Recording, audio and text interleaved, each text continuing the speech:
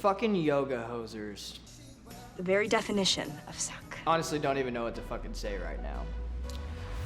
I guess before I start this review, I should say a couple things about the main man, Kevin Smith. My homeboy, my god, my G. That's so dumb, I'm sorry. Kevin Smith, I actually believe is a really good director. I'm a really big fan of him. Well, he's a really good writer. He's a serviceable director, but I'm a really big fan of his either way. He does some phenomenal stuff. He's made some great movies. Dogma's fucking amazing. It's in my top 10. Honestly, there's not much bad I can say about the dude. He's a huge inspiration to a lot of people like me and wannabe future filmmakers and writers. He showed a lot of people that you can do it and you don't have to know somebody too necessarily. I know that sounds a little dumb, and obviously Hollywood and show business has changed a lot since he broke in, so doing what he did might not be very easy nowadays. But he showed that you can do it, and he's a great speaker, and he's a really motivational person, and I really have a lot of respect for him. Sadly, with that said, this movie's total fucking garbage. I really can't say it much calmer than that. I can't lie to you about it. I feel really remorseful, like somebody just died. This movie is really fucking terrible. I don't know how else to explain it. So I guess before I jump into that, let me tell you a little bit about what Yoga Hosers is. So Yoga Hosers is the second installment of Kevin Smith's True North trilogy. The True North trilogy starts with Tusk.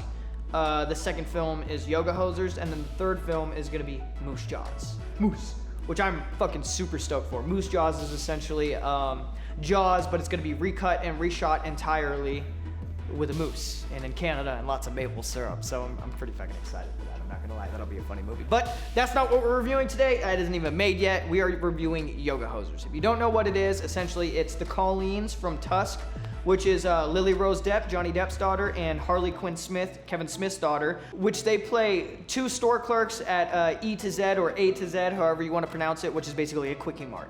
And while they're there, they are yoga enthusiasts, I guess.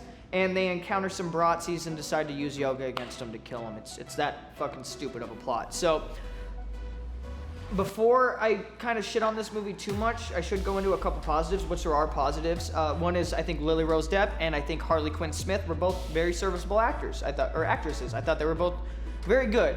Not amazing, but they were good. And I didn't necessarily feel like this was just a movie so they could put their kids in it, even though it kind of was, and they even kind of explained that. I thought their performances were really solid. Other than their performances, there are a lot of cameos that are fucking hilarious. Haley Joel Osment plays a Canadian Nazi, which is fucking amazing, and I'm sorry if I spoiled that for you, because that's a really good reveal. Second, there is... Second cameo? Justin Long. And then third one, what's his name? Rob Gorman? Ralph Gorman. Ralph Garman. The second great cameo is Justin Long, who plays the yoga instructor, Yogi Berra, which is quite funny.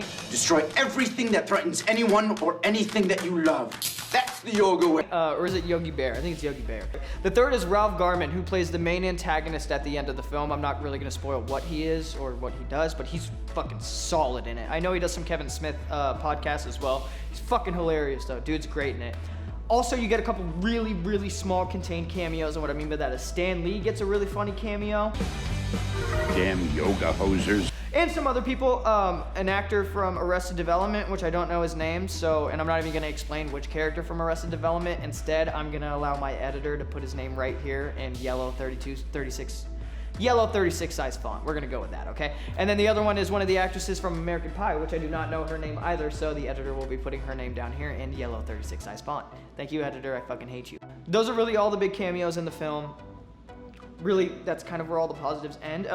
There's a couple more things. One, some of the dialogue's really good. That's usually what you're gonna get with Kevin Smith films.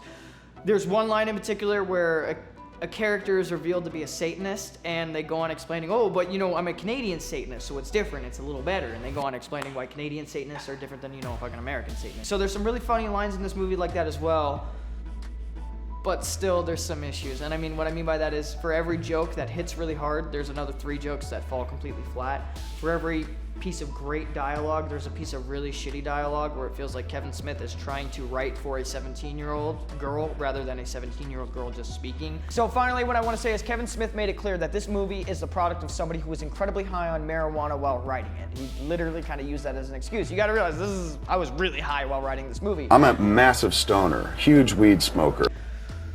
I got a little secret. It might not be easy to tell, but I've smoked weed before. I know, what a fucking shocker, right? I've smoked weed before, and I've written scripts while being high on marijuana before, and not once did I ever get the urge to write about bratwurst Nazis. Now, sure, you'll get some weird shit every now and then, I guess, but you never get that weird. Shut up!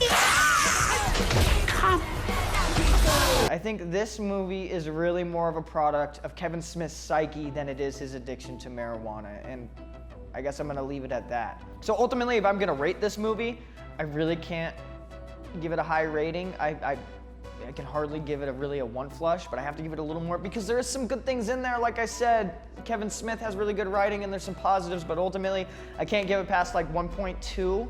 Maybe I'll even lean to like a 1.5 flushes out of 5. But really, this movie's kind of shitty. There are certain people that will like this movie though. I do need to say that. People who are weird and like weird fucking movies and want to see something that's completely unique that they will never see again, watch this fucking movie. Other than that, I kind of recommend you stay the fuck away from it.